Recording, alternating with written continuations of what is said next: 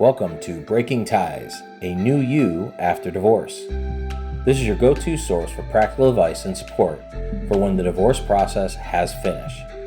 Join us each weekday for a quick chat where we'll cover a variety of topics related to post-divorce. Together, we'll explore the emotional, financial, and legal aspects of life after divorce and help you find the best path forward for you and your family. Here's your host and Certified Divorce Financial Analyst professional, Mike Fulkerson. Welcome to Breaking Ties, a new you after divorce, the podcast where we explore the challenges and triumphs of starting a fresh chapter in life after a divorce. I'm your host, Mike Fulkerson, and today we're discussing a topic that's near and dear to the hearts of many divorcees: managing anger and resentment. Divorce can be a tumultuous and emotionally charged experience. The pain and anger can linger long after the ink on the divorce papers have dried. But it's critical to find ways to let go of that anger and resentment to truly move forward. And in today's episode, we'll discuss some practical strategies for managing these difficult emotions. Let's start with acknowledging the emotions you're feeling. It is perfectly normal to be angry and resentful after divorce. You've experienced a significant loss, and it's okay to grieve. But remember, it's essential not to let these emotions control your life. Bottling up anger and resentment can lead to emotional and physical issues.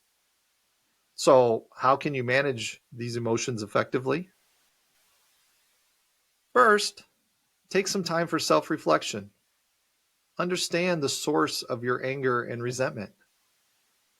What specific events or behaviors triggered these feelings? Identifying the root causes will help you process and work through them. It's not about blaming yourself or your ex-spouse. It's about understanding the factors that contributed to your emotional state. Next, you might want to consider seeking professional help. Therapy or counseling can be an invaluable resource for managing your anger and resentment. A trained therapist can provide you with tools and coping mechanisms to navigate your emotions. And they offer a safe, non-judgmental space to express your feelings. I have found that talk therapy has worked for me in the past. And I would keep an open mind and suggest that you take a look at it. A critical aspect of managing your anger and resentment is forgiveness. Now, I know forgiveness can be a daunting concept, especially if you feel deeply wronged.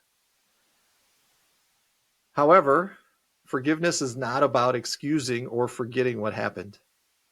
It's about releasing the hold your past has on your present and future. Now, here are a few tips for practicing forgiveness. Forgive yourself for any mistakes or regrets you may have during the marriage or divorce. Self-compassion is a good first step to healing. Try to see the situation from your ex-spouse's perspective. This does not mean you have to agree with them, but it can help you understand their motivations and choices better. Holding on to resentment is like drinking poison and expecting the other person to die. It only harms you in the long run. To move forward, you must release this burden. Another tool for managing anger and resentment is focusing on your personal growth and well-being, embracing new opportunities, setting goals for yourself, and invest in yourself, whether that's time or education. As you create a life that makes you happy, the grip of anger and resentment will loosen. And don't forget to build that support system. Lean on friends and family who can provide emotional support during this challenging time. Share your feelings and concerns with people you trust.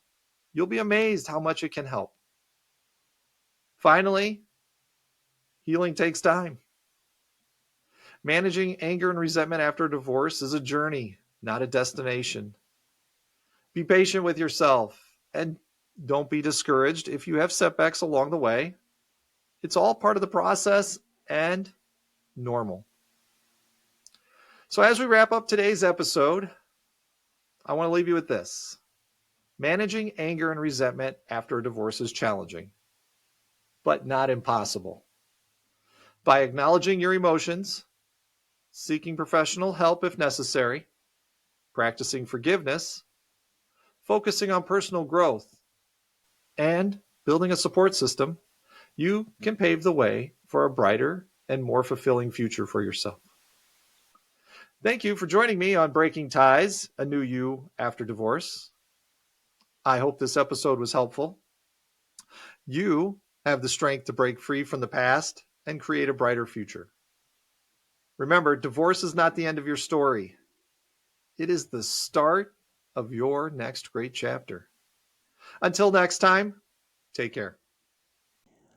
We want to thank you for listening to this episode of Breaking Ties, a new you after divorce with Mike Fulkerson.